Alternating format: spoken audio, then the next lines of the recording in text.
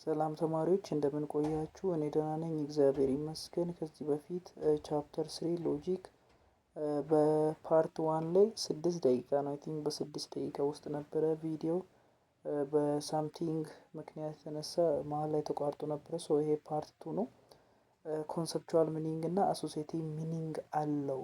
ሊንግስቲኮች ብለን አይተን ነበር። ማለትም ቋንቋ ሁለት አይነት ሚኒንግ ሊኖረው ይችላል። የመጀመሪያው ኮንሰፕቹዋል ሚኒንግ ነው። ሁለተኛው ደግሞ አሶሲዬቲቭ ሚኒንግ ነው ብለን ነበር የተቋረጠው። ሶ ኮንሰፕቹዋል ሚኒንግ ነው ብለን የምንጠራው አንድ ቋንቋ በትክክል አንድ ቃል በትክክል ያለው ዴፊኒሽን ነው ማለት ዴፊኒሽን ኦፍ ዘ ወርድ ዜምሰልፍ። የተለያዩ ቃላቶች አሉ። እነዛ ቃላቶች ሊትራሊ በትክክል በማህበረሰቡ ዘንድ ይሁን በሳይንሱ ዘንድ ይሁን ትክክለኛ ዴፊኒሽናቸው ያ ኮንሰፕቹዋል ሚኒንግ ብለን እንጠራቸዋለን። ነገር ግን አሶሲዬቲቭ ሚኒንግ ብለን የምንጠራው ይህ ትክክለኛ ዴፊኒሽን ሳይሆን ሰዎች በአእምሯቸው ላይ ማለት ነው ይሄ ማለት ይሄ ነው ብሎ የሚያስቡት ያ አእምሯቸው ያለው ሀሳብ ያ አስተሳሰብ ለዛ ቃል ያላቸው አስተሳሰብ አሶሲዬቲቭ ሚኒንግ ይባላል ማለት ነው። ኢንዲቪጁዋሎች በእያንዳንዱ ግለሰብ ሜንታል አንደርስታንዲንግ ኦፍ ዘ ስፒከር አንድ ሰውዬ የሆነ ቃላት በሚያወራበት ጊዜ በሚናገርበት ጊዜ በቃ ሰውየው ያ ቃላት ያን ነገር ይገልጽልኛል ብሎ በአእምሮ አስቦ ሲያወራ በሱ ቤት በቃ ያን ነገር እየገለጠልኝ ነው ብሎ ነው የሚያወራው። ሶ በአእምሮ ላይ ያለው ያ በኢንዲቪጁዋል አእምሮ ውስጥ ያለው ሜንታል አንደርስታንዲንግ ምን ተብሎ ይጠራል? አሶሲዬቲቭ ሚኒንግ ነው ማለት ነው። ነገር ግን በይፋ በማህበረሰቡም በህዝቡም በሁሉም ዘንድ ተቀባይነት ያለው ዴፊኒሽን ኦፍ ዘ ወርድስ ምን ተብሎ ይጠራል? ኮንሰፕቹዋል ሚኒንግ ነው ማለት ነው። ሌላኛው ማወቅ ያለብን ነገር ደግሞ ሚኒንጎች ወይ ለአንድ ቃል የምንሰጣቸው ሚኒንጎች ላይ የተለያዩ ምኖች አሉ አፕሮቾች አሉ። ማለትም ሚኒንግ እንደዚህ መሆን አለበት በእንደዚህ አይነት ወይ መመሰረት አለበት የሚባሉ የተለያዩ አፕሮቾች አሉ። ለምሳሌ የመጀመሪያው አይዲያ ቲዮሪስ የሚባለው ምንድነው የሚለው ስለ ሚኒንግ ሲያወራ የአንድ ቃል ትርጉም ማለት ይላል። የአንድ ቃል ትርጉም ማለት ቀጥታ የሆነ ሳይን ወይም የሆነ ምልክት በምንመለከትበት ጊዜ አእምሮአችን ይሄ ነው ብሎ የሚያመጣልን ነገር ነው። ለምሳሌ አንድ ሰው ና ለማለት ስትፈልግ በእጅህ እንዴት ነው የምታደርገው? አንቀሳቅስ እስቲ ይሄ ያረከው ነገር አለ አይደለ? ይሄ ማለት ና ነው ብሎ የተረጎመ አእምሮህ ነው። ሶ የአንድ ቃል ትርጉም የሚመሰረተው ፒውርሊ ሜንታል ኮንተንት ፕሮቫይድድ ባይ ሳይን በቃ በአእምሮህ ላይ ነው የሚካሄደው የአንድ ቃል ትርጉም መስጠት የሚለውን ሀሳብ ይይዛል። ሁለተኛው ደግሞ ትሩዝ ኮንዲሽናል ቲዮሪ የሚባለው ይሄኛው ቲዮሪ ደግሞ የሚለው አንድ ሚኒንግ ለአንድ ቃል ሚኒንግ የምንሰጠው ያኛው ቃሉ የተገለጠበት አገላለጹ ትሩ ነው ወይስ ፎልስ ነው በሚለው ላይ ጥገኛ ሆነን ነው። አንድን ቃል ሚኒንግ የምንሰጠው የሆነ ቃልን ሚኒንግ የምንሰጠው ያ ሚኒንግ የሰጠንበትን ኤክስፕሬሽኑ ማለትም ያን ቃል ኤክስፕሬስ የምናደርግበት ዌዮች አሉ። እነዚያ ኤክስፕሬስ የምናደርግበት ወይ ትሩ ኦር ፎልስ ሊሆን ይችላል። ሶ በዚህኛው ትሩ በትሩ እና በፎልስ ኮንዲሽኑ ላይ ትሩ እና ፎልስ በመሆኑ ላይ ጥገኛ ሆነን ነው አንድ ነገርን ሚኒንግ የምንሰጠው የሚል አፕሮች ነው። ይሄ አንድ ቃል በትክክለኛ ወይ ኤክስፕሬስ ከተደረገ ትሩ ነው እንግዲህ በሌላኛው ወይ ኤክስፕሬስ ከተደረገ ፎልስ ነው። ሶ በዚህ በኤክስፕሬሽን ወይ ላይ ዲፔንድ ሆነን ትሩ ኮንዲሽናል ቲዮሪ ብለን አፕሮቹን በዚህኛው በሁለተኛው እንወስዳለን። ሌላኛው ደግሞ ዩዝ ቲዮሪስ የሚባለው አንድ ቃል ሚኒንግ በምንሰጥበት ጊዜ ስፒች አክት የምንለውን ሀሳብ የሚያካትት መሆን አለበት። ማለትም የሆነ ቃል እንናገራለን አይደለ? የተናገርነውን ነገር ደግሞ አክት እናደርጋለን አይደለ? ሶ በመናገርና የተናገርነው ነገር ላይ አክሽን ላይ ይውላል ወይስ አይውሉም የሚለውን በማየት አክት በማድረግ ላይ በመናገርና በተግባር ላይ ተመስርተን ነው የአንድ ቃል ሚኒንግ የምንሰጠው በማለት ይህን ሀሳብ የሚያመጣልን አፕሮች ዩዝ ቲዮሪ ተብሎ ይጠራል። እሺ ሌላኛው ደግሞ ሪፈረንስ ቲዮሪ የሚባለው ለአንድ ቃል ሚኒንግ በምንሰጥበት ጊዜ መከተል ያለብን አፕሮች ይላል። አንድ ቃል ሚኒንግ በምንሰጥበት ጊዜ ያ ሚኒንግ የምንሰጠው ቃሉ ከዚህ ዓለም ጋራ ምን አይነት አክቹዋል የሆነ ትክክለኛ የሆነ ኮኔክሽን አለው በሚለው ላይ ተመስርተን መሆን አለበት ማለት ነው። ለምሳሌ ኃይል ስንል ስለ ኃይል ትርጉም ከመስጠታችን በፊት ኃይል የምንለው ወይ ፎርስ የምንለው ነገር በዚህ ዓለም ላይ ምን አይነት ኮኔክሽን አለው ከፊዚክሱ ዓለም ጋር ከሴንትራል ከሶላር ሲስተሙ ጋራ ከዩኒቨርሱ ጋራ ምን አይነት ግንኙነት አለው የሚለውን ኮንሲደር በማድረግ አክቹዋል የሆነ ኮኔክሽኑን ከሪሊ ዓለም ጋራ በማየት መሆን አለበት የሚል ነው። ሌላኛው ደግሞ ቬሪፊኬሽን ቲዮሪ የምንለው ይሄኛ ቲዮሪ ምንድነው የሚለው አንድ ነገር ሚኒንግ በምንሰጥበት ጊዜ ሚኒንግ የምንሰጠው ነገር ቬሪፋይድ የሚደረግ መሆን አለበት። ማለትም ሀሳባዊ መሆን የለበትም። የሆነ የስምምነት ኬዝ መሆን የለበትም። ማረጋገጥ የምንችለው ነገር መሆን አለበት የሚል ሀሳብ አለው። ሌላኛው ደግሞ ፕራግማቲክ ቲዮሪ የሚባለው ለአንድ ቃል ትርጉም በምንሰጥበት ጊዜ ያ ቃል ምን አይነት አፕሊኬሽን አለው በሪሊ ዓለም ላይ በሚለው ላይ ተመስርተን መሆን አለበት ይላል።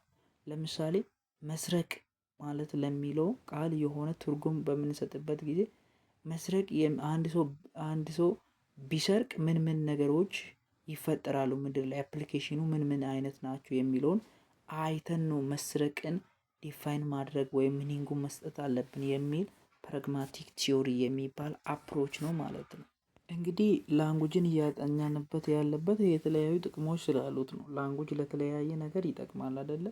ጥያቄ ለመጠየቅ ይጠቅማል፣ ታሪክ ለመንገር ይጠቅማል፣ ለመዋሸትም ሰዎች እንግዲህ ቋንቋን ተጠቅመው ነው ጥያቄ መልስ ለመመለስም ይሁን የተለያዩ ሀሳቦችን ለማቀንቀን ይሁን ለመቀለድም ይሁን በቃ የተለያዩ ነገሮች ብቻ መስመር ለመንገርም ሊሆን ይችላል፣ ለመዘመርም ሊሆን ይችላል፣ ለማዘዝም ሊሆን ይችላል፣ ሰላምታንም ለማድረግ ሊሆን ይችላል።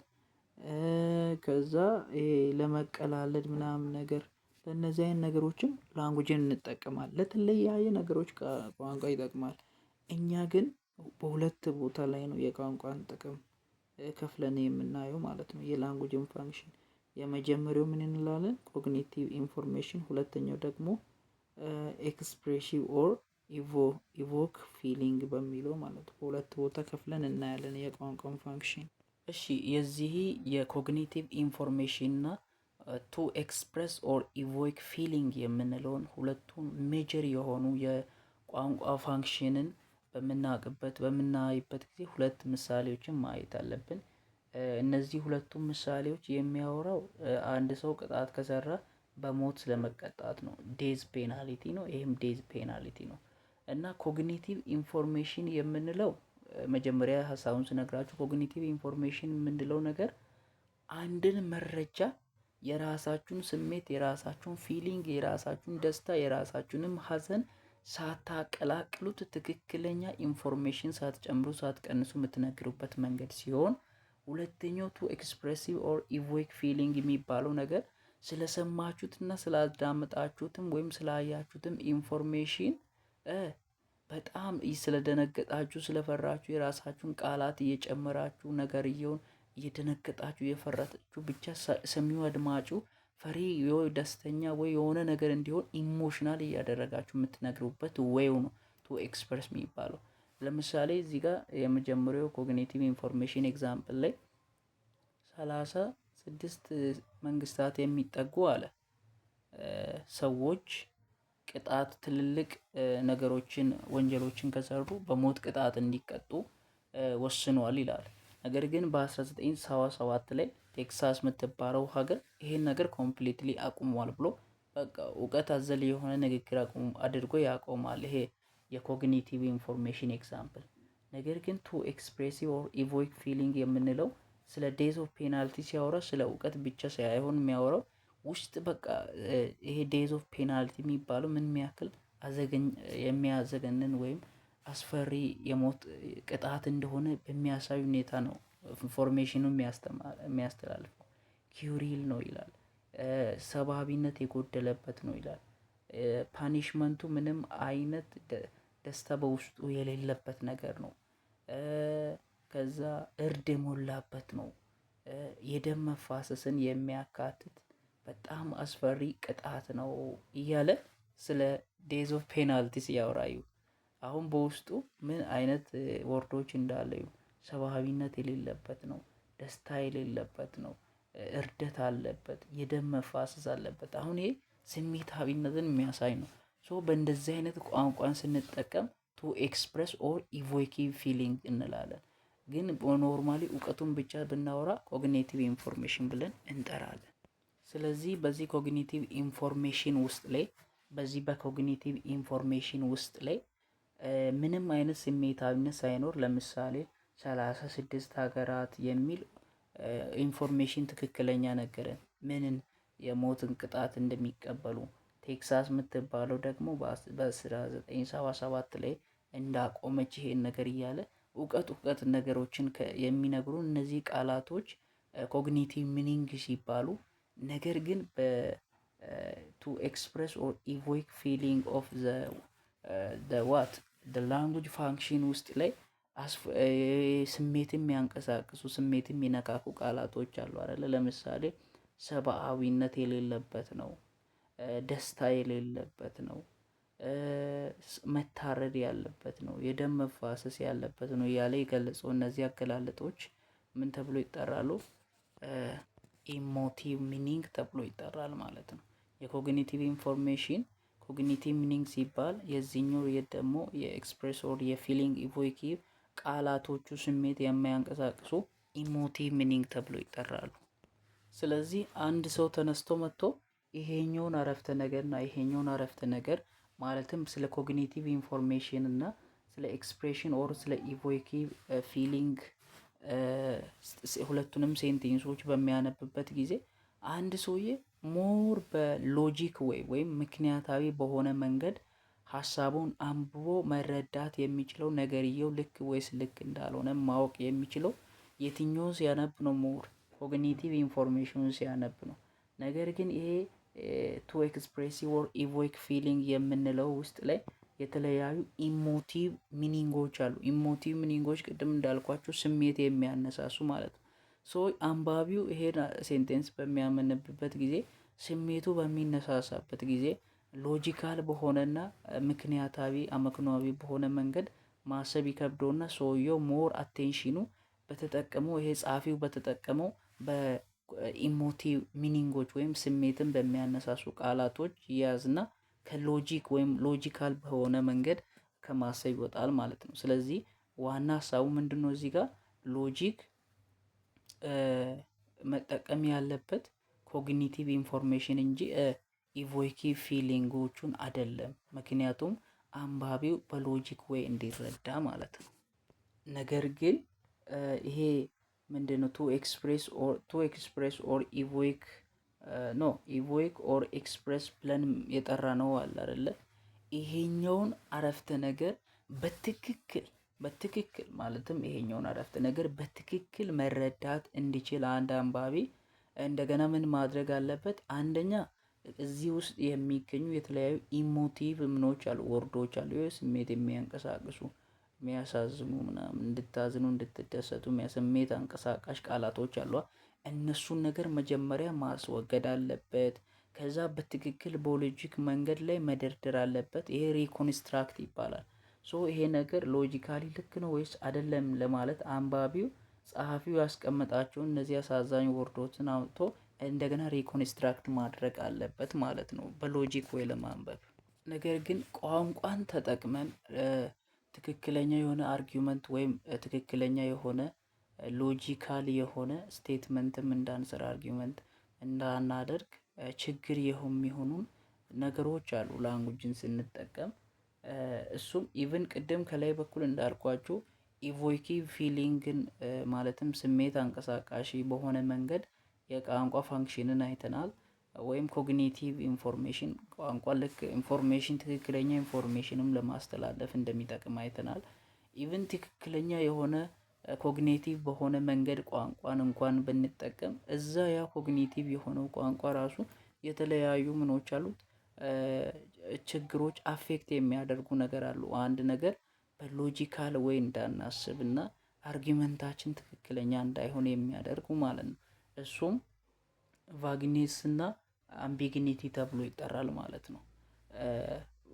ቫግኔስ ማለት ምን ማለት ነው?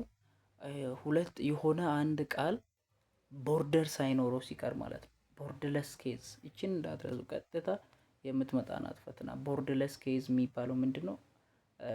ቫግኔስ የምንለው ነገር ነው። ቫግኔስ ማለት ምን ማለት ነው? አንድ ቋንቋ አንድ ቃል ቦርደር ሳይኖረው ሲቀር፣ ለምሳሌ ድሃ ብንል ማለት ነው።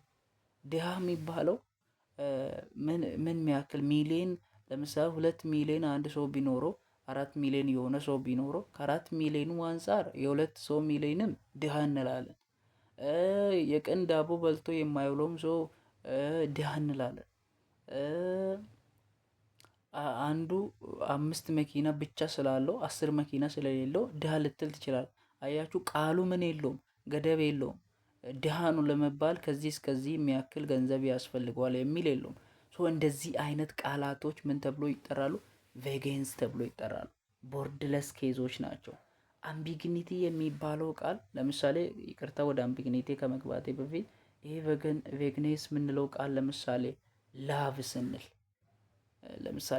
ስንል ትልቅ ላቭ አለ፣ በትንሹም ስንል ለምሳሌ የእናት ፍቅር አለ አይደለ? እናት የምትወድበት ፍቅር የመውደድ ጥግ አለ፣ ግን ላቭ ነው የሚባለው። ይህት የምትወድበት ፍቅር አለ፣ ግን ላቭ ነው የሚባለው። ጓደኞችን የምትወድበት አለ ወይ ፍቅረኛን የምትወድበት አለ፣ ላቭ ነው የሚባለው። መጠኑ ግን ምን የሚያክል እንደሆነ መጠኑን ከዚህ እስከዚህ የሚያክል ኪሎ፣ ከዚህ እስከሚያክል ሜትር እያለን እንግዲህ ሜጀርመንት የለውም። እንደዚህ አይነት ቦርድለስ የሌላቸው ወርዶች የሚያመጡት የቋንቋ ችግር ነው ይሄ ቬግኔስ ብለን የምንጠራው ለማለት ነው። ሃፕነስ አሁን ደስታ ምን የሚያክል ደስታ ነው? ቦርድለስ አለው የለውም? ፒስ የለውም። እንደዚህ አይነት ነገሮች ናቸው። ፑር ስንል ኖርማል፣ ቅድም እንዳልኳቸው ፑር ድሃ ስንል በእንደዚህ አይነት ኢሹ የሚፈጠር ነው ቬግኔስ የምንለው የቋንቋ ስህተት። ነገር ግን አምቢግኒቲ የሚባለው ምን አይነት ስህተት መሰላችሁ? ይሄ አምቢግኒቲ የሚባለው አንድ ቃል ከአንድ በላይ ትርጉም ሲኖረው ማለት ነው። አንድ ቃል ለምሳሌ ባንክ ብለን ብንወስድ ማለት ነው። ባንክ አንደኛ ገንዘብ የምታወጡበት ኮመርሻል ባንክ፣ ኢትዮጵያ ቡና ባንክ፣ ኦሮሚያ ባንክ፣ ሲዳማ ባንክ እየተባለ ባንክ ገንዘብ የምትወስዱበት ባንክ። ሌላኛው የባንክ ትርጉም ደግሞ የሪቨር፣ ይሄኛውን ወንዝ ነው ብትሉ፣ ይሄን ወንዝ ነው ብትሉ የወንዝ ዳርቻዎችን ምን ተብሎ ይጠራሉ? ባንክ ተብሎ ይጠራሉ። አንድ ቃል ከአንድ ትርጉም በላይ ሲኖረው አምቢግኒቲ ይባላል። ይሄ ስለዚህ አምቢግኒቲ እና ቬግነስ የምንለው ሎጂክ ውስጥ ላይ አርጊውመንት ውስጥ ላይ ችግር ይፈጥራል ማለት ነው። ክሊር የሆነ አኪዩሬስ የሆነ ንግግር እንዳናደርግ ያደርጉናል። በእነዚህ ቃላቶች በአምቢግኒቲ በቬግኔስ የተነሳ የተለያዩ ክርክሮች ይነሳሉ ማለት ነው በሎጂክ ውስጥ ላይ። በሎጂክ ውስጥ የሚነሱ ክርክሮች አጠቃላይ በዚህ የተነሳ በሁለት ቦታ መክፈል እንችላለን። አንደኛ ቨርባል ዲስፑት ብለን፣ ሁለተኛ ፋክቹዋል ዲስፑት ብለን እንጠራለን። ቨርባል ዲስፑት የምንለው በውስጡ ሁለት ነገሮችን ይይዛል። አንደኛ በአምቢግኒቲ ቃል፣ ይሄ አንዱ ቃል ከሁለት በላይ ትርጉም ከመኖሩ የተነሳ የሚነሱ ክርክሮችን የሚይዘው ሲሆን፣ ሁለተኛው ደግሞ በቫግኔስ ብለን የምንጠራው ኮንሰፕት። ቫግኔስ ማለት አንድ ቃል ቦርደር የሌለው ሲሆን፣ ጥግ የሌለው ሲሆን፣ መጠን የሌለው ሲሆን፣ ቫሪያብል የሆነ ሲሆን፣ በዛ ምክንያት የተነሳ የሚነሱ ክርክሮች ሁለቱም በአምቢግኒቲ እና በቬግኔስ የተነሳ የሚነሱ ክርክሮች በቨርባል ውስጥ ሲካተቱ፣ ፋክቹዋል ዲስፑት ብለን የምንጠራው ክርክር ደግሞ ምን አይነት ነው? አንድ ነገር እውነት እንዳልሆነ ሳንስማማ ስንቀር የሚነሱ ክርክሮች ናቸው። ለምሳሌ ሚስተር ኤክስ የሚባለው ኮምፒውተር ይማራል አለን። የሆነ ግሩፖች ሚስተር ኤክስ የሚባለው ኮምፒውተር ይማራል አሉ። ይሄኛው ሚስተር ኖ ኤ የሚባለው ግሩፕ ብቻ ኮምፒውተር ሚስተር ኤክስ የሚባለው ሰውዬ ኮምፒውተር ይማራል ብሎ ተከራከሩ።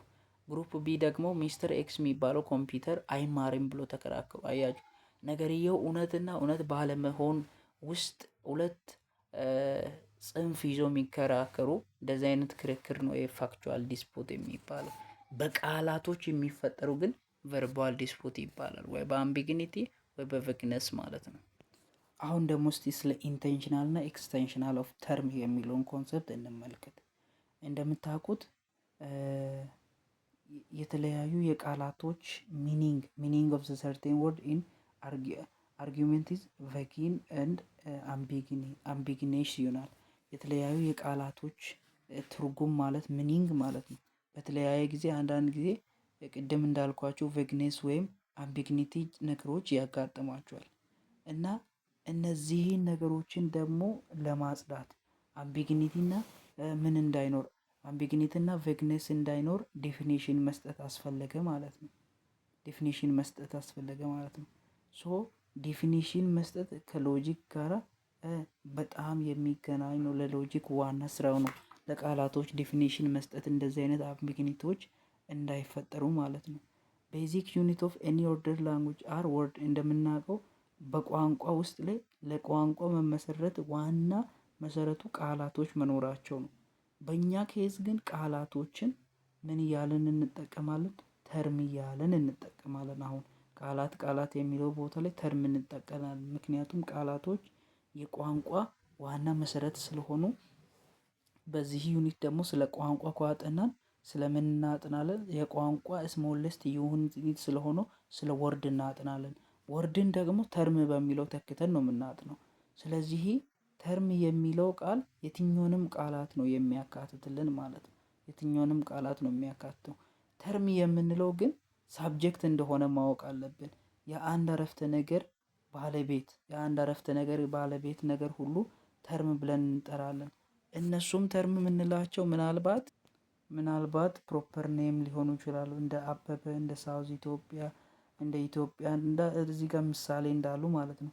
ኮመን ኔም ሊሆኑ ይችላሉ። አኒማል የተባለ አክቲቭሊ ፐርሰን፣ ሃውስ የተባለ ኮመን ኔሞች ሊሆኑ ይችላሉ። ዲስክሪፕቲቭ ፕራይዝ ላይክ ፈርስት ፕራይም ሚኒስትር ኦፍ ኢትዮጵያ፣ አውተር ኦፍ ኦሮሚያ እንደዚህ ማለት ነው። ሶ ዲስክሪፕቲቭ ፍሬዞችም ሊሆኑ ይችላሉ። ኮመን ኔምም ሊሆኑ ይችላሉ። ፕሮፐር ኔምን ብቻ ሳብጀክቲቭ ይሆኑ ማለትም የአንድ አረፍተ ነገር ባለቤት ብቻ ይሆኑ እንጂ ተርም ብለን እንጠራለን ማለት ነው። ሶ አሁን የምንመለከተው ስለ ተርም ኤክስቴንሽን እና ስለ ተርም ኢንቴንሽናል ሚኒንግ ነው ማለት ነው። ስለዚህ እነዚህ ተርም የምንላቸው እንዳልኳችሁ ፕሮፐር ኔም ሊሆኑ ይችላሉ፣ ኮመን ኔም ሊሆኑ ይችላሉ፣ ዲስክሪፕቲቭ ፍሬዝ ሊሆኑ ይችላሉ ማለት ነው። እነዚህ ተርሞች ደግሞ የተለያዩ ሚኒንጎች አላቸው። በተለያየ መንገድ ነው ሚኒንግ የምንሰጠው። አንደኛ በኢንቴንሽናል ወይ፣ ሁለተኛ በኤክስቴንሽናል ወይ ነው። እያንዳንዱ እንመለከት። እሺ ከዚህ ከሞጁሉ እጨምርላችኋለሁ ስለ ኢንቴንሽን እና ስለ ኤክስቴንሽን ፒፒቲ ላይ ያለው ብዙ አይደለም። ከሞጁሉ ሳሳያችሁ ሁለት አይነት እንትን አለ ብለናል አይደለ? እንድነሱም ኢንቴንሽናል እና ኤክስቴንሽናል ሚኒንግ ኦፍ ዘ ተርም ነው። ኢንቴንሽናል ሚኒንግ ተርም ስንል ምን ማለት ነው? ኢንቴንሽናል ሚኒንግ ሌላኛው ስሙ ኢንቴንሽን ኦር ኮኖቴሽን ተብሎ ሲጠራ ስለ አንድ ነገር ኳሊቲ ወይም ስለ አንድ ነገር ባህሪ የሚያሳየን ነገር ነው እንመለከታለን። ለምሳሌ እያለን ኤክስቴንሽናል ሚኒንግ የምንለው ደግሞ ዲኖቴሽን ተብሎ የሚጠራ ሲሆን የሚያሳየው ምንድነው? ስለምናወራው ነገር አጠቃላይ ክላሱን ነው። ለምሳሌ እንዳልገባችሁ አውቃለሁ። ምሳሌውን ካልነገርኳችሁ ምሳሌ ልንገራችሁ። ኢንቴንሽናል ሚኒንግ ኦፍ ዘ ተርም ካት። ለምሳሌ ካት የምትል ድመት ናታ። ካት ስለሚለው ኢንቴንሽናል ሚኒንግ እንስጥ። ኢንቴንሽናል ሚኒንግ ስንሰጥ እዚህ ጋር ቅድም ብያቸዋለሁ ስለምንሰጠው ነገር ኳሊቲ እና ባህሪ ነው የምንነግረው ብለናል። ስለዚህ ስለ ካት ኢንቴንሽናል ሚኒንግ ስንሰጥ ምንድነው የምንለው? የተለያዩ ጸጉር ያላት፣ ቢንግ ፉር ያላት፣ 4 እግር ያላት መንቀሳቀስ የምትችል የሆነ ድምፅ ታሰማለች። የድመት ድምፅ ታውቃላችሁ። እንደዚህ ያለን ስለ ድመቷ ባህሪ ፀጉር እንዳላት፣ እግር እንዳላት፣ አይን እንዳላት፣ ጭራ የሆነ እንዳላት እያልን ስለ ድመቷ ምን ኳሊቲዋንና ባህሪያቷን እየገለጽን ካት ስለሚለው ወርድ ስለዛኛው ስለ ቃሉ ባህሪያት ስለ ቃሉ ስለዛኛው ካት ስለሚለው ወርድ ፊውቸሮችን ምንገልጽበት ወይ ምን ተብሎ ይጠራል? ኢንቴንሽናል ኦር ኮኔቴሽን ተብሎ ይጠራል። አሁን ገብቷችኋል? እሺ ኤክስቴንሽናል ሚኒንግ የሚባለው ደግሞ ምን ማለት ነው? ቅድም እንዳልኳችሁ ይሄው ኤክስቴንሽናል ሚኒንግ የሚለው ምንን ነው የሚያሳየው ብያችኋለሁ። ሜምበርስ ኦፍ ዘ ክላስ ዛት ተርም ዲኖትስ ስለ አጠቃላይ ሜምበሩን ነው የሚያሳየው። ምን ማለት ነው ኤክስቴንሽናል ሚኒንጉ? በምሳሌው ድመቷ ጋር ስንመጣ ስለ ድመቷ ትርጉም ስንሰጥ አጠቃላይ ዩኒቨርስ ውስጥ ያለችውን ድመት በሙሉ ስናሳይ ማለት ነው። ካት ማለት ምን ማለት ነው ተብለን ስንጠየቅ አጠቃላይ በዚህ ዓለም ላይ ያሉ ድመቶችን በሙሉ ይሄው እነዚህ ናቸው ብለን ድመቶችን ስናሳይ ማለት ነው። ሜምበርስ ኦፍ ዘ ክላስ ያን የድመቶችን ክላሶች በሙሉ ስናሳይ ማለት ነው። ኤክስቴንሽናል ሚኒንግ ነው ማለት ነው። በኢንቴንሽናል ሚኒንግ ስለ ድመት ዲፊኒሽን እንስጥ። እግር አላት፣ አይን አላት፣ የሆነ ድምፅ የምታሰማናት፣ ጭራዋ እንደዚህ ነው። በቃ ኢንቴንሽናል ሚኒንጉን ሰጠን። ካት ስለሚሆን ውስጥ ኤክስቴንሽናል ሚኒንግ እንስጥ። ምን ማለት ነው ካት ስለሚለው ኤክስቴንሽናል ሚኒንግ ስንሰጥ ሰፈር ላይ፣ መንደር ላይ፣ ሀገር ላይ፣ ኢትዮጵያ ዓለም ላይ ያላቱን በሙሉ ድመቶችን ጠርተን እነዚህ ናቸው ብለን ስናሳይ ማለት ነው። ሜምበር ኦፍ ክላስ በሙሉ ስናሳይ ማለት ነው።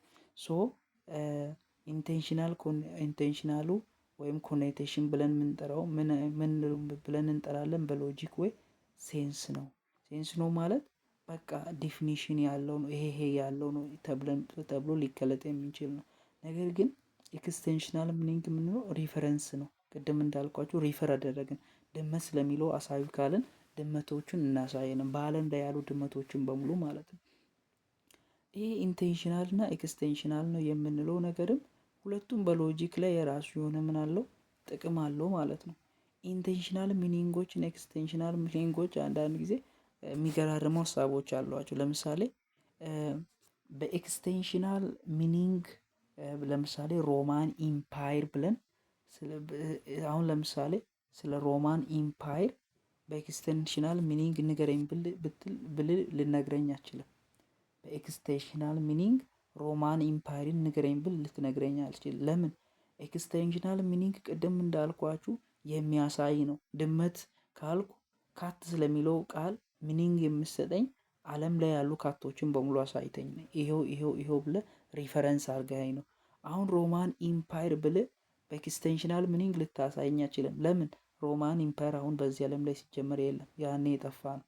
በኢንቴንሽናል ሚኒንግ ግን ሮማን ኢምፓየርን ልትነግረኝ ትችላለህ። እንዴ ብለ አውግስጦስ ቄሳር ይገዛ ነበረ፣ ይሄም ያክል ወታደር ነበረዋል፣ ይሄም ያክል ጂኦግራፊካል ኤሪያ ካለ እንደዚህ አይነት ሩል የምትከተል ከሆነ ሮማን ኢምፓየር ናት ብለ ትነግራለህ። ግን በኤክስቴንሽናል ሚኒንግ መንገር አይቻልም ማለት እንደዚህ አይነት ኮንሰፕት ማወቅ አለባችሁ።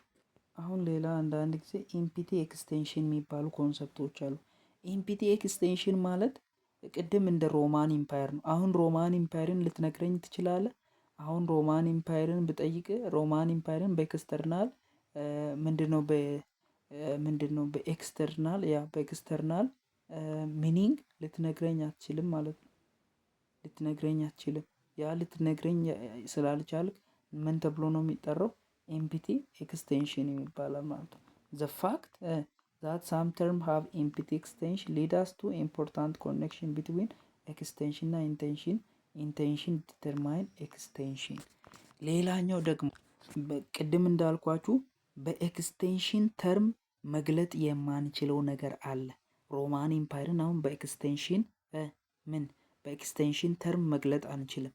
በኤክስቴንሽን ተርም መግለጥ አንችልም ማለት ሮማን ኢምፓየርን አሁን ሰዓት ላይ አሳይም ብንል ሄደን ማሳየት አንችልም። የለም ይሄ አለመኖር የሆነ ነገርን በኤክስቴንሽናል ተርም ገልጠን የማንችል ከሆነ ያ ገልጠን የማንችለው ነገር ምን ተብሎ ይጠራል? ኢምፒቲ ኤክስቴንሽን ተብሎ ይጠራል። ይሄ ኤምፒቲ ኤክስቴንሽን ደግሞ ኢንቴንሽናል ዲተርማይን ኤክስቴንሽን ወደሚባለው ኮንሰፕት መራን። ምን ማለት ነው? ያን ሮማን ኢምፓየር የሚባለውን ነገር በኤክስተርናሊ ተርም ሚኒንግ መስጠት እንኳን ባንችል፣ ነገር ግን ኢንቴንሽናል ሚኒንግ ብንሰጥ ለዛኛው ነገር ኤክስቴንሽናል ሚኒንግ መስጠት እንችላለን ማለት ነው። ምን ማለት መሰላችሁ? አንድ ነገርን ኢንቴንሽናል ሚኒንግ ለሰጣችሁት ነገር ሁሌም ኤክስቴንሽናል ነገር ልትነግሩ ትችላላችሁ። ነገር ግን ኤክስቴንሽናል ነገር የነገራችሁትን በኢንቴንሽናል ላትነግሩ ትችላላችሁ። በኢንቴንሽናል የነገራችሁትን በኤክስቴንሽናል ልትነግሩ ትችላላችሁ። በኤክስቴንሽናል የነገራችሁትን ግን በኢንቴንሽናል ላትነግሩ ትችላላችሁ። ይሄ ነገር ኢንቴንሽን የሚባለው ነገር ካለ ኤክስቴንሽኑን ማሰብ እንችላለን። ለምሳሌ ይኸውላችሁ ድመት ስለሚባለው ነገር አንተ አታውቅም እንበል። ምን ማለት ነው? ኤክስቴንሽኑን አታውቅም ማለት ነው። እኔ በኢንቴንሽን መንገድ ነገርኩ። ምን ብዬ? 2 አይን ያላት ናት አልኩኝ። ኦኬ። 4 እግር አላት አልኩኝ። ኦኬ። ጭራ አላት አልኩኝ። ኦኬ። ጀርባ አላት፣ ሆድም አላት አልኩኝ። ኦኬ። አንገት አላት አልኩኝ። ኦኬ። አፍ አላት አልኩኝ። አይምሮ ላይ አሁን ኢንቴንሽኑን ሳስቀምጥልህ የስዕሉ እንደተሳለ ኤክስቴንሽኑ እየመጣልህ ነው ማለት ነው። ስለዚህ ኢንቴንሽን ሁል ጊዜ ዲተርማይን ያደርጋል ማለት ኤክስቴንሽን ማለት ነው። ይህን ኮንሰፕት ማወቅ አለብን። እዚሁ ማወቅ ያለብን ኮንሰፕት አለ። ይኸውላችሁ ኢንቴንሽን ማለት ስለ አንድ ነገር ትርጉም ስንሰጥ ባህሪው ላይ ተመስርተን ነው። ኤክስቴንሽን ስንል ደግሞ ስለ አንድ ነገር ትርጉም ስንሰጥ እያሳየን ነው። ይሄው ተመልከቱ እያለን ሪፈር እያደረግን ነው። ሶ ኢንቴንሽናልም ኤክስቴንሽናል ሚኒንግም ኢንክሪዝ እና ዲክሪዝ ኤክስቴንሽናል እና ኢንቴንሽናል ተብሎ ሊካፈል ይችላል። ኢንክሪዝ የሆነ ኢንቴንሽናል ሊኖር ይችላል። ኢንክሪዝ የሆነ ኢንቴንሽን፣ ዲክሪዝ የሆነ ኢንቴንሽን፣ ኢንክሪዝ የሆነ ኤክስቴንሽን፣ ዲክሪዝ የሆነ ኤክስቴንሽን ሊገኝ ይችላል። ኢንክሪዝ የሆነ ኢንቴንሽን ማለት ምን ማለት ነው? ለምሳሌ ኢንክሪዝ የሆነ ኢንቴንሽን ማለት ስለ አንድ ነገር ባህሪው ቅድም እንዳልኳችሁ ኢንቴንሽን የሚለው ስለ ባህሪ የነገረን ስለ አንድ ነገር ማስረዳት ነው። ሶ ኢንክሪዚንግ ኢንቴንሽን ማለት ስለ አንድ ነገር የምንነግረው ባህሪ እየበዛ ሲሄድ ማለት ነው። ለምሳሌ ይኸውላችሁ ኤግዛምፕሉን አኒማል አለ አይደለ? ስለ አኒማል የሆነ ባህሪ ነገርን። ስለ አኒማል የሆነ መንገር ባህሪ ከመንገርና ስለ ማማል የሆነ ነገር ባህሪ ስለ መንገር መካከል የትኛውን በጣም ባህሪዎቹን መተንተኑ እየበዛ መሄደው የማማልስ ነው። ምክንያቱም የአኒማሉን ጀነራል እውቀት ነው የምትሰጠው። ወደ ማማሉ ስትመጣ እዚህ ጋር ማማሉ ውስጥ የአኒማሉንም ትሰጠዋለ፣ እንደገና የራሱን የማማሉንም ትሰጠዋለ። ወደ ፌሌን የሚባለው እንስሳ ጋር ስትመጣ አንደኛ ይሄ ፌሌን የሚባለው አኒማል ነው። ስለዚህ የአኒማሉንም ባህሪያት ትዘረዝርለታለ። አጥቢ ነው። ስለዚህ የማማልሱንም ትጨምርለታለ፣ እሱንም የራሱንም ትጨምርለታል። ወደ ታይገር ስትመጣ ደግሞ የታይገር አንደኛ ፋይልን ስለሆነ የእሱንም ባህሪ ትጨምርለታል።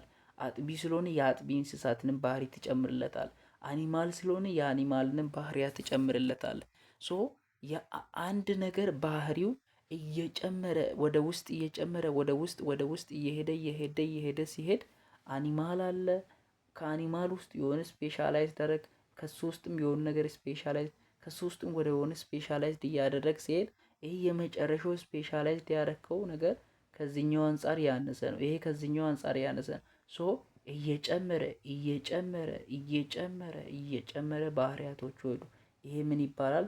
ኢንክሪዚንግ ሲባል ግን ባህሪውን እየጨመርን ስለሄደን መጠኑን ሳይሆን ባህሪውን እየጨመርን ስለሄደን ምንድነው? ኢንቴንሽናል ነው። ኢንቴንሽን ስለ ባህሪ ስለሚያጠና። እሺ ስለዚህ እንግዲህ የኢንክሪዚንግ ኢንቴንሽናል ተቃራኒ ዲክሪዚንግ ኢንቴንሽን ነው። ይኸው ቅድም ታይገር መጨረሻ ላይ ነበረ፣ አሁን ታይገር መጀመሪያ ላይ መጣ ማለት ነው። አሁን ግን ዲክሪዝ እያደረገ ነው። ስለ ታይገር የምትነግረው ጥልቅ ባህሪ አለ። ስለምን? የአኒማሉንም ትነግርለታለ፣ የማማልሱንም ትነግርለታል፣ የፋይልንም ትነግርለታል። እዚህ ጋር ግን ሁለተኛው ትንሽ ከታይገር አንጻር እየቀነሰ መጣ።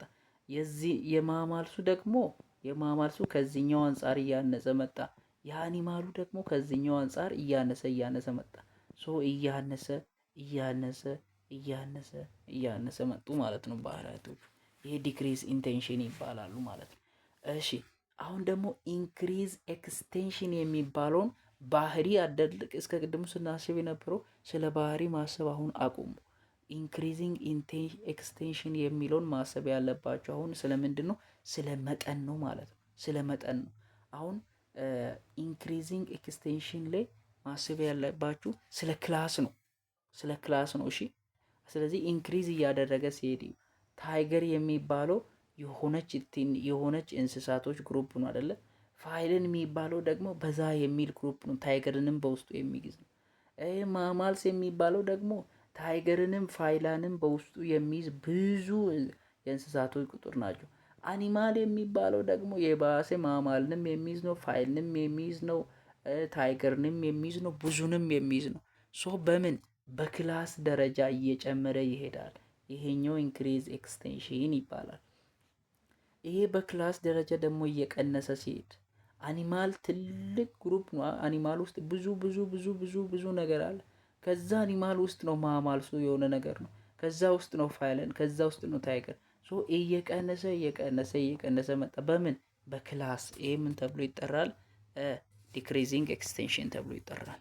እዚህ ጋር ሌላኛው ቀላል ሀሳቦች አሉ። የዴፊኒሽን አይነቶች አሉ። ታይፕስ ኦፍ ዴፊኒሽን በምን መንገድ ዴፊኒሽን እንሰጣለን።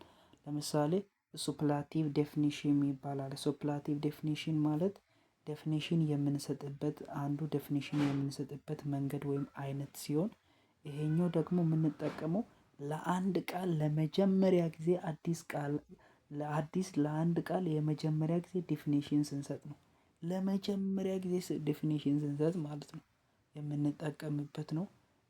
ምክንያቱም ማለትም ለተለያዩ አዳዲስ ዲስኮቨሮች ወይም ፊኖሚናዎች እና ለተለያዩ ዲቨሎፕመንቶች ብቻ አዳዲስ ነገሮች ሲመጡ ለዛ አዳዲስ ነገሮች ኮምፕሌክስ የሆነውን ነገር ሲምፕሊፋይ ለማድረግ ስንል የምንጠቀምበት ነገር ነው። እና ሴክሬት ኮዶች ናቸው። ለምሳሌ ጦር ሜዳዎች ላይ ጦሮቹ ወይም ወታደሮቹ እንዲንቀሳቀሱ እንደዚህ ይሄን ኮድ ስናሳያችሁ እንደዚህ አድርጉ፣ ይሄን ኮድ ስንነግራችሁ እንደዚህ አድርጉ እየተባለ ወታደር ኤሪያ ላይ የምንጠቀማቸው ኮዶች ዲፋይን የሚደረጉት በሲምፕላቲቭ ዴፊኒሽን ነው። ለምሳሌ ታይጎን የሚባለው እንስሳ አለ አይደለ? ታይጎን የሚባለው እንስሳ ከሴት አንበሳና ከወንድ ታይገር ተዳቅሎ የተገኘ እንስሳ ነው። እና ታይጎን የሚባለው ያ እንስሳ ከመጣ በኋላ በዚህ ዓለም እሱ መጀመሪያ አልነበረም ነበር፣ ኒው ነበረ። ሰው ኒው ለነበረው ነገር መጀመሪያ እንደዚህ አይነት ኒው አዳዲስ ለሆኑ ነገሮች ስምና ስያሜ ዴፊኒሽን የምንሰጥበት መንገድ ነው ማለት ነው የሱፕላቲቭ ዴፊኒሽን የምንለው። ሌላኛው ደግሞ ዴፊኒሽን የምንሰጥበት መንገድ ሌክሲካል ዴፊኒሽን የምንል ነው። ይሄ ሌክሲካል ዴፊኒሽን የምንለው የምንጠቀመው ዲክሽነሪ ላይ ነው። አጠቃላይ ዲክሽነሪ ላይ የተሰጡ ዴፊኒሽኖች አሉ አይደለ? እነዛ ዴፊኒሽኖች የተሰጡት በምን ወይ ነው? ሌክሲካል ዴፊኒሽን ተብሎ ነው የሚጠሩት ማለት ነው። እና ዋና ሀሳባቸው ቅድም እንዳልኳችሁ በዲክሽነሪ ነው የምንጠቀመው። ዋና ሀሳባቸው አምቢግኒቲን ማጥፋት ነው። አንድ ቃል ተመሳሳይ ትርጉም ይኖረዋል። እነዚያ ተመሳሳይ ትርጉሞችን ማስወገድ ነው። ሌላኛው ደግሞ ፕሪሳይስ ዴፊኒሽን የሚባለው ቬግነስስን ማጥፋት ነው። ቬግነስስ ማለት ቦርደር የሌለው ቃል ማለት ነው። ማለትም ለምሳሌ ድሃ ሲባል የትኛው ሰው ነው ድሃ? ምን የሚያክል ያለው ሰው ድሃ ነው? 10 መኪና የሌለው ሰው ድሃ ሊባል ይችላል። አንዳንድ ጊዜ 8 መኪና ያለው ደግሞ ሀብታም ሊባል ይችላል። ቃላቶቹ ቦርደር ሳይኖራቸው ሲቀሉ ማለት ነው። እንደዚህ አይነት ነገሮችን ለማጥፋት እንጠቀማቸዋለን ማለት ነው። እና ዋና ሀሳቡ ምንን ለማጥፋት ነው? ቬግነስስን ለማጥፋት ነው ማለት ነው። ለምሳሌ ይሄ ፕሬሲስ ዴፊኒሽን ስለምንለው ቬግነስስን እንዴት እንደሚያጠፋ በምሳሌ ብነግራችሁ ምን ብሎ ነው የሚጀምረው? ለምሳሌ ከ120 እሺ ከዜሮ አንስቶ እስከ 120 ምን ዶላር ገንዘብ በወር የሚያገኝ ሰው ድሃ ነው ብሎ ሊወስን ይችላል። ማንም ሰው ድሃ ነው አይባልም ማለት ነው። ከዚህ በኋላ በዚህኛው ገንዘብ ሊሚቴሽን ውስጥ የሚገኝ ሰው ነው ድሃ የሚባለው። በእንደዚህ አይነት ወይ የሚሰጥ ታይፕስ ኦፍ ዴፊኒሽን ኦፍ ፕሬሳይስ ዴፊኒሽን። ሌላኛው ደግሞ ቴዎሬቲካል ዴፊኒሽን የሚባለው ለአንድ ቃል ትርጉም ከመስጠታችን በፊት ኤክስፐሪመንት ሰርተን የምንሰጠው ኤክስፐሪመንታል ኢንቨስቲጌሽን ካደረግን በኋላ ትርጉም የምንሰጠው። ለምሳሌ ሂት የሚለውን ነገር ትርጉም ለመስጠት ኢነርጂ አሶሲየትድ ዊዝ ራንደም ሞሽን ኦፍ ሞለኪውል ከራንደም ሞሽን ኦፍ ሞለኪውል ጋር የተያዘ ነው አይደለ ሂት የምንለው ኮንሰፕት። ሶ ይሄ ሂት የሚለውን ኮንሰፕት እንደዚህ ብለን ትርጉሙን እንደዚህ ከመስረታችን በፊት ማለትም ኤነርጂ ነው። ይሄ ኤነርጂ ደግሞ በአንድ አተም ውስጥ የሚገኙ ሞለኪውሎች በዘፈቀድ በሆነ እንቅስቃሴ በሚያደርጉበት ጊዜ የሚከሰት ሙቀት ነው ብሎ ነው ሚኒንጉን የሰጠው አይደለ። ይሄን ግን ከመስጠታችን በፊት ኤክስፐሪመንት ሰርተን ነው፣ በኤክስፐሪመንት ዌይ ተሰርቶ ነው ሚኒንግ የሚሰጠው። ሶ በእንደዚህ አይነት ዌይ ሚኒንግ የሚሰጠው ነው የቴዎሪቲካል ዴፊኒሽን የሚባለው። ሌላኛው ደግሞ ፐርሱኤሲቭ ዴፊኒሽን የምንለው አንድን ቃል የሚያነበው ሰውዬ እውነተኛ የቃሉን ትርጉም ሳያገኝ ነገር ግን በጸሐፊው ስሜት ብቻ እንዲነዳ አድርገን ትርጉም የምንሰጥበት ወይ ነው ማለት ነው። ቱ ኢንፍሉዌንስ ሪደር ኦር ሊስነር የሰሚውና የአድማጩን አስተሳሰቡን ምን አትራክት ለማድረግ ብለን የምንጠቀመው መንገድ ናቸው። ሌላኛው ማወቅ ያለብን ነገር ቴክኒኮች አሉ። ለዴፊኒሽን ቴክኒኮች አሉ። ሁለት አይነት ቴክኒክ አለ። ኤክስቴንሽናል እና ኢንቴንሽናል ቴክኒክ አለ። ኤክስቴንሽናል ቴክኒክ የሚባለው ማለትም ኤክስቴንሽናል ዴፊኒሽን ቴክኒክስ የሚባለው ማለትም ለዴፊኒሽኖች ሚኒንግ በምንሰጥበት ጊዜ ወይም ለቃላቶች ሚኒንግ በምንሰጥበት ጊዜ የምንጠቀማቸው ቴክኒኮች ናቸው። ኤክስቴንሽናል እና ኢንቴንሽናል ቴክኒክ የሚባሉ ናቸው። ሶ ኤክስቴንሽናል ዴፊኒሽን ቴክኒክስ የሚባሉት 3 ናቸው። የመጀመሪያው ዴሞንስትራቲቭ የሚባል ነው። ዴሞንስትራቲቭ ነው ማለት ለምሳሌ ወንበር ከተባለ ለወንበር ትርጉም የምትሰጠው ጣትን ጠቅሰን ያ ነው ወንበር እያልክ፣ ወፍ ከተባለ ያው እያልክ፣ ዚስ ፈተና ላይ እኛ ተፈትነናል፣ ዚስ ኤንድ ዛት እየተባለ ነው የምትመልሱት። ማለትም ወንበር የት አለ ከተባለ ዚስ፣ ቤት ማለት ምን ማለት ነው ከተባለ ዛት እያልክ እየጠቆምክ ጣትህን፣ እሺ አሁን ይሄን ጣት ነው በሉና በጣት እየጠቆምክ ነው የምትነግረው። ያ ነው እያልክ፣ ይሄ ነው እያልክ በእንደዚህ አይነት ወይ ለአንድ ቃል ትርጉም ስትሰጥ ማለት ነው። ለአንድ ቃል ተርም ሚኒንግ ስትሰጥ ይሄ ዴሞንስትራቲቭ ይባላል። ኢኑሜሬቲቭ ቴክኒክ የሚባለው ስትቆጥር ማለት ነው። ለምሳሌ ተጫዋች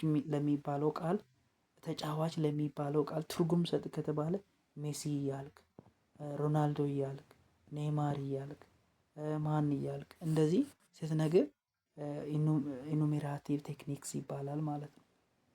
ግን ኤክስቴንሽናል ናቸው ሁለቱንም ተመልከታችሁ። ሌላኛው ደግሞ ሳብ ክላስ የሚባለው ቴክኒክ ነው። ይሄም የኤክስቴንሽናል ዴፊኒሽን ቴክኒክ ነው። ይሄ እንዴት ነው? ለምሳሌ ዛፍ ከተባለ ስለ ዛፍ ትርጉም ስትሰጥ የተለያዩ የዛፍ ግሩፖችን ስትሰጥ እዚህ ጋር ኢሞሬቲቭ ቴክኒክ ላይ ቆጥረሃቸው ነበር። ሜሲ እያልክ፣ ሮናልዶ እያልክ። አሁን ደግሞ እዚህ ጋር ቀርከሃ እያልክ፣ ዝግባ እያልክ አይደለም የምትነግረው። በእንደዚህ አይነት ወይ ሳይሆን የሆነ የዛፍ ተመሳሳይ የዛፍ ዝርያ ያላቸውን ግሩፖች ክላስ ነው የሳብ ክላስ አይደል የሚለው። የሆነ የዛፍ ዝርያዎችን ግሩፕ ወይ በሆነ ኤሪያ ላይ ወይ በሎላንድ ላይ የሚገኙትን አንድ ዝርያ አድርገህ ሃይላንድ ፎረስት እያልክ፣ ሎላንድ ፎረስት እያልክ በግሩፕ ስትነግር ማለት ነው ሳብ ክላስ ቴክኒክስ የሚባለው። እሺ ከሞጁሉ ልንገራችሁ። ይሄን ደግሞ ኢንቴንሽናሉን ኤክስቴንሽናል ቴክኒኩን አይተናል። ኢንቴንሽናል ቴክኒኩን ነው ማሳያችሁ። ኢንቴንሽናል ቴክኒኮች እንግዲህ እንዳልኳችሁ ኢንቴንሽናል ቴክኒኮች የተለያዩ የዴፊኒሽን አይኖችን ይይዛሉ። አንደኛ በሲኖኒም ሜተድ ዴፊኒሽን ሊሰጥ ይችላል። ለምሳሌ ፊዚሻን ተብሎ ዶክተር ከተባለ ይልና ኦብዘርቨር ተብሎ ሲ ማለት ነው ብሎ ሊሰጥ ይችላል። አያችሁ ምን ፈጠረ ማለት ነው? አናሎጂ። የምን አናሎጂ? የሲኖኒም አናሎጂ ማለት ነው። የሲኖኒም አናሎጂ ፊዚሻን ለሚለው ዶክተር ነው ብሎ ከሰጠ በኋላ ኦብዘርቨር ለሚለው ምንድነው? ተመልካች ነው አይደል? ሲ ነው በቃ። በእንደዚህ አይነት ወይ የምንሰጥበት ወይ ሲኖኒም ዴፊኒሽን ተብሎ ይጠራል። ሌላኛው ሁለተኛው ደግሞ ኢቲሞሎጂካል ዴፊኒሽን የሚባል ነው። ከመጣበት ቃል አንፃር ትርጉም ስንሰጥ ማለት ነው። ከመጣበት ቃል ከቃሉ መነሻ ከሩቱ የቃሉ ትርጉም ምንድነው ከሚለው ምናምን ተነስተን ስንሰጥ ማለት ነው። ለምሳሌ እዚች ጋር አንድ ኤግዛምፕል አለች። እዚህ ጋር ፖሊጎን የሚል ቃል አለ አይደለ? ፖሊጎን የሚል ፖሊጎን የሚለውን ከግሪኩ ቃል ነው እያለ ነው ይሄ ታይፕ ኦፍ ዴፊኒሽን የሚሰጠው። ፖሊ ማለት ብዙ ነው፣ መኒ ነው። ከዛ ፖሊ ማለት ብዙ ነው ካለ በኋላ ጋኖስ የሚለው የግሪኩ ቃል አንግልስ ማለት ነው። ስለዚህ ብዙ አንግልስ ማለት ነው ፖሊጎን ማለት። ከቃሉ መነሻ ተነስቶ ዴፊኒሽን የሚሰጥ ኢንቴንሽናል ዴፊኒሽን ቴክኒክስ ነው ኢትሞሎጂካል ዴፊኒሽን። ሶስተኛው ደግሞ ኦፕሬሽናል ዴፊኒሽን የሚባለው ለአንድ ቃል ዴፊኒሽን የሚሰጠው ኤክስፐሪመንት ከሰራ በኋላ ነው። ለምሳሌ ምን ይላል? ስለ አሲድ ትርጉም ሲሰጥ እንደዚህ ይላል። አሲድ ማለት ይላል ዝም ብሎ አሲድ ማለት ይሄ ነው አይልም። መጀመሪያ ኤክስፐሪመንት እንድሰራ ካረገ በኋላ ነው። አሲድ የሚባለው ነገር ሊሚትስ ፔፐር የሚባለውን አሲድ ውስጥ ከጨመርክ በኋላ ያን ቀይ ነበር አይደለ ስትከተው። ከዛም በኋላ ወደ ውስጥ ስትከተው ቀዩን ማለትም ሊሚትስ ፔፐር የነበረውን ወደ ቀይነት ከቀየረ ነው። በቃ የሆነ ብርጭቆ አለ፣ ብርጭቆ ውስጥ አሲድ አለ እና እዛ አሲድ ላይ ሊሚትስ ፔፐር የሚባለውን ከከተት ያ ፔፐሩ ሬድ ከሆነ አሲድ ነው ይባላል ይላል። ስለ አሲድ ዲፊኒሽን ሲሰጥ አይታችኋል። ኤክስፐሪመንት እንድሰሩ መጀመሪያ አድርጓችሁ ነው። ይሄ ኦፕሬሽናል ዴፊኒሽን ይባላል። ሌላኛው ደግሞ ጂን ኤንድ ስፒሽ የሚባል ነው። ጂን ኤንድ ዲፍረንስ የሚባል ነው። ጂን ማለትም ጂን ስፒሽ እና ዲፍረንስ ሲባል ይሄ ከባዮሎጂ ጋር የተያያዘ አይደለም። በሎጂክ ኮንሰፕት እንዴት ነው? ለምሳሌ ኦፍስፕሪንግ ጂኑ ማለት ነው። የጂኑን ኦፍስፕሪንግ ብለን ብንወስድ ኦፍስፕሪንግ ማለት በቃ ከእናት ከአባት የተወለደ ህፃን ነው አይደለ? ወይም ልጅ ነው አይደለ? ልጁ ሴት ሊሆን ይችላል፣ ልጁ ወንድ ሊሆን ይችላል። እና ስፔሹ ጋር መተህ ትለየዋለህ። ወንድ ነው ወይስ ሴት ነው የሚለው። እዚህ ጋር ደግሞ ኦፍስፕሪንግ ስፔሹ ጋር ምን ሆነ? ዳውተር ሆነ ማለት ነው። ልዩነቱ ምንድን ነው? በጂን እና በስፔሽ ውስጥ ልዩነቱ ደግሞ ፊመል መሆኑ ነው። እዚህ ጋር ኦፍስፕሪንግ ነው፣ ፊመል እና ሜል እንደሆነ አይታወቅም ነበረ። ስፔሽ ላይ ታወቀ፣ ዳውተር ሆነ። ልዩነቱ ምንድን ነው? ፊመል መሆኑ ነው ማለት ነው።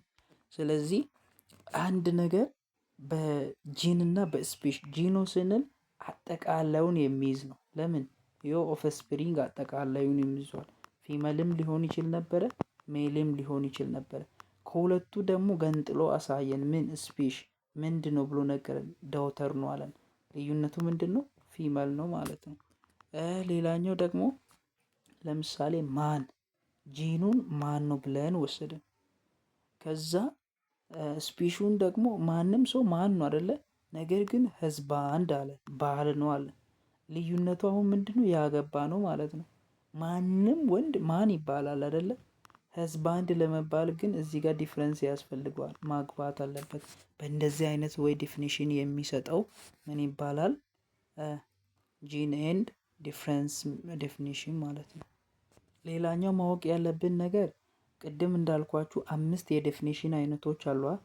የመጀመሪያው ሌግዚካል ዴፊኒሽን ያለን ነው። በዲክሽነሪ ውስጥ የምንጠቀመው አምቢግኒቲን ለማጥፋት የምንጠቀመው ቃል ሲሆን እሱ ደግሞ በውስጡ መፈጸም ያለበት ከ4 ክራክተሮች አሉ። ማለትም በዲክሽነሪ ውስጥ የሚሰጡ ዴፊኒሽኖች ወይም የሌግዚካል ዴፊኒሽን የምንለው በውስጡ መያዝ ያለባቸው ክራይቴሪያዎች አሉ።